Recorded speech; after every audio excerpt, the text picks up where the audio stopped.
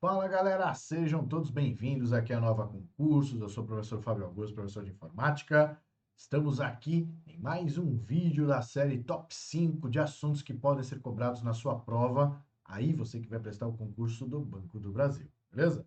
Hoje o tema da nossa aula são noções de sistemas operacionais, onde nós vamos ver ali alguns elementos de Windows 10, alguns elementos de Linux.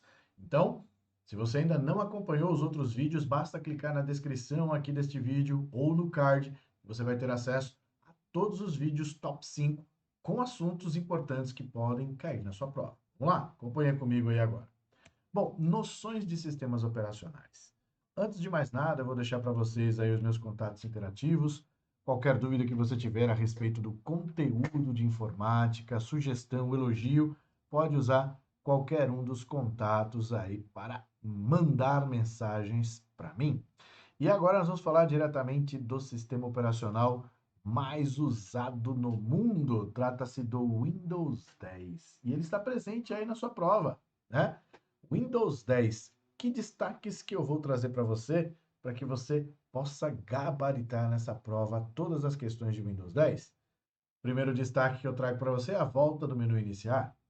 A volta do menu iniciar, ela traz para a gente ali justamente alguns elementos que são exclusivos do 10, do Windows 10.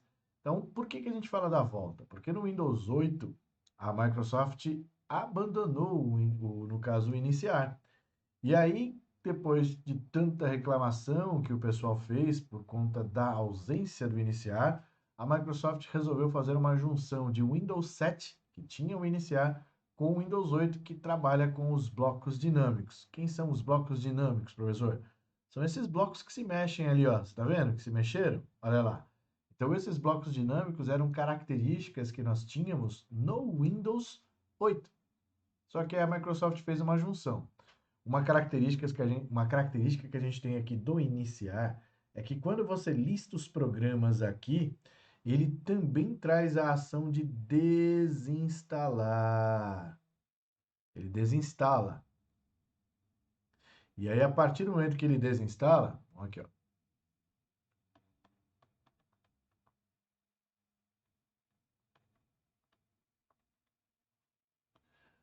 ele vai desinstalar programas que estão presentes ali no seu computador, através do próprio iniciar. Isso é uma característica que já foi cobrada em prova que é importante você conhecer. Outra característica que a gente tem dentro do Windows 10 é justamente o navegador padrão. Então, na outra aula do nosso top 5, a gente comentou a respeito dos navegadores web, eu trouxe ali alguns destaques do Microsoft Edge, mas aqui a gente tem que colocar na cabeça que ele é o navegador padrão, né? E esse navegador padrão, por sua vez, ele permite o uso da internet de diversas maneiras, né? Então, hoje você pode usar o navegador Microsoft Edge para fazer a sua pesquisa, para abrigar coleções, que são esses elementos aqui, ó. São sites que você quer guardar para ter depois uma consulta futura, né? Você pode fazer o uso disso daí sempre que desejar, além de trazer outros recursos que a gente viu na nossa aula de navegadores. Se você não viu essa aula do top 5, clica na descrição aí desse vídeo e vai lá conferir, beleza? Vamos ver mais um elemento que eu separei para você aqui do nosso Windows 10. Trata-se do Windows Hello, galera. O que é o Windows Hello? É uma maneira segura de entrar em dispositivos que têm o Windows 10 instalado. Então, como é que faz para entrar? Ele vai fazer a liberação do dispositivo através do reconhecimento facial ou da impressão digital. Por isso que eu coloquei aqui, ó, basta olhar um toque. Então vamos lá. Qual que são as duas opções de acesso que o Windows Hello oferece? O Windows Hello oferece o quê? Reconhecimento facial e também a biometria. Reconhecimento facial e impressão digital, que é a biometria, certo? Todo Windows 10 possui esse recurso? Todo Windows 10 possui esse recurso. porém não é todo equipamento que possui esse recurso. Então, não basta ter o Windows 10 instalado no seu computador. Se você não tiver o equipamento compatível com essa tecnologia, você não vai ter acesso a isso. Onde que isso daí fica presente, professor? Dentro de configurações do Windows 10, você vai entrar lá em contas e dentro de contas você tem uma ação chamada entrada. É lá que você pode ativar o Windows Hello. Todos os Windows 10 de todas as versões você tem essa informação.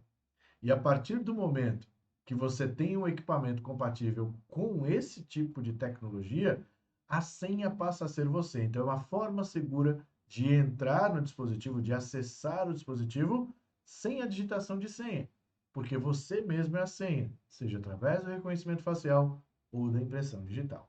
Beleza? Voltando para cá, galera, a gente tem agora o explorador de arquivos. O explorador de arquivos no Windows 10, ele traz algumas novidades, como o acesso rápido, né? Que a gente tem aqui, ó,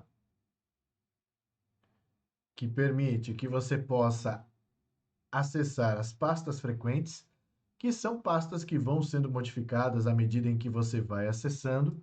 Posso colocar uma pasta aqui por conta própria? Pode, clicou com o botão direito em qualquer pasta do computador, você vai ter a opção de fixar no acesso rápido. Vai fixar aqui. E temos os arquivos recentes. Arquivos recentes são os arquivos que você abriu no seu computador, limitando a um total de 20. Ele sempre vai trazer os últimos 20 arquivos abertos, tá? Pastas frequentes, nós não temos ali limites, porque se você quiser acrescentando novas pastas, você pode. Só que aí o termo acesso rápido vai deixar de existir. Então, por isso, deixe as pastas frequentes serem acessadas, no caso, da maneira em que foram projetadas. Então, à medida em que você vai abrindo as pastas, se você tem ali uma rotina, uma certa frequência, ele vai abrigando, colocando essa pasta sempre aqui em evidência. Outro elemento chave que a gente tem dentro do explorador de arquivos trata-se do OneDrive.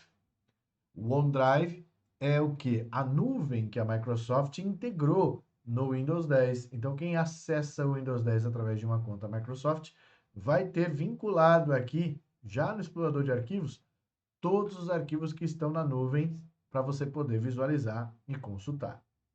Outro elemento importante é a tecla de atalho que está relacionada ao explorador de arquivos. Trata-se da tecla Windows mais a letra E.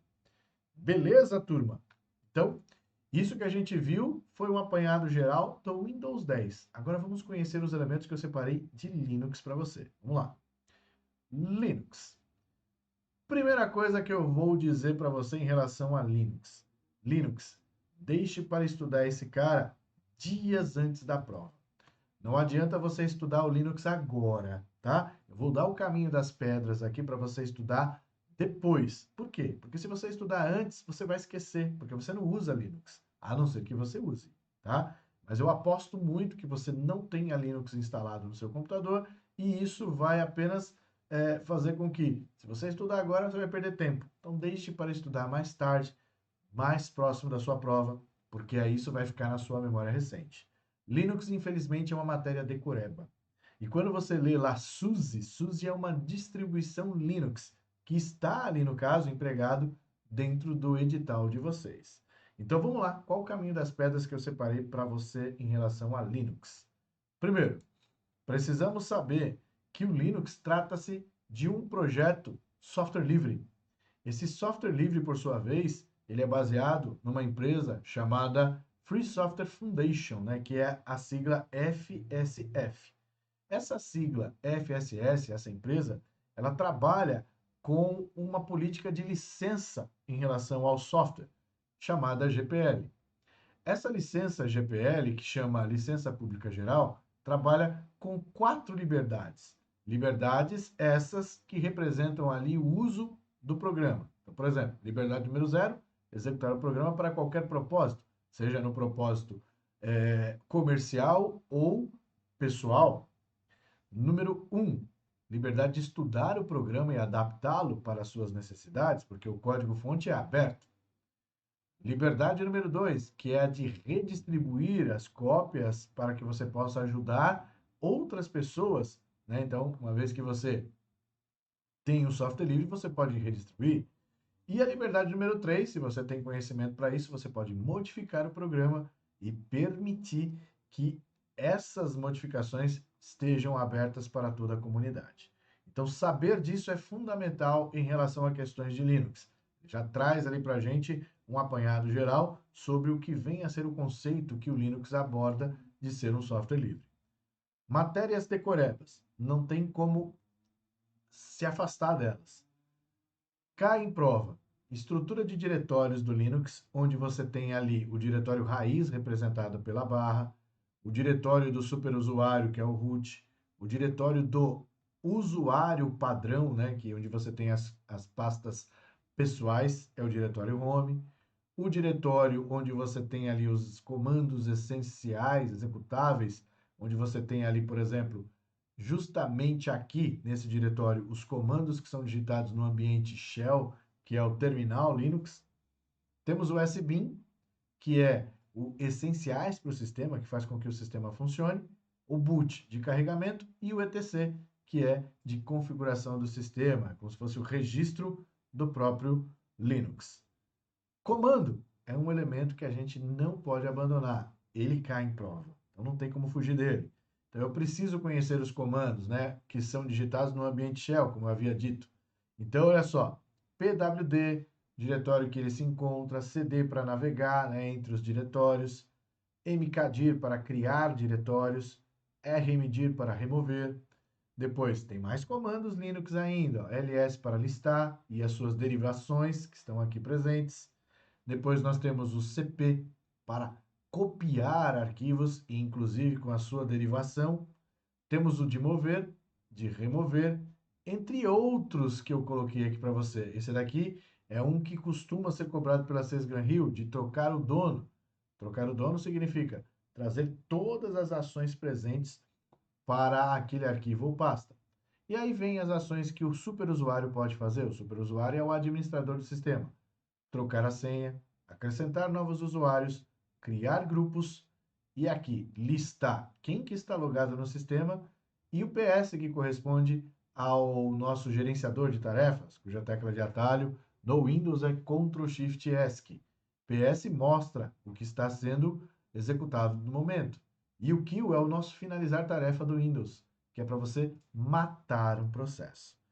Esses elementos que a gente viu tratam-se de elementos que você precisa memorizar, tá? Então, continue conosco aqui na Nova, acompanhando esse top 5 de assuntos que podem aparecer na sua prova. Linux, matéria decoreba. Deixe para estudar dias antes da prova. Não adianta se matar agora. Foque nos elementos que são importantes, como Windows, pacotes Office e outros elementos que a gente já viu ali também dentro do top 5. Fechou? Então nós vamos parar por aqui. Forte abraço para você e até a próxima. Valeu!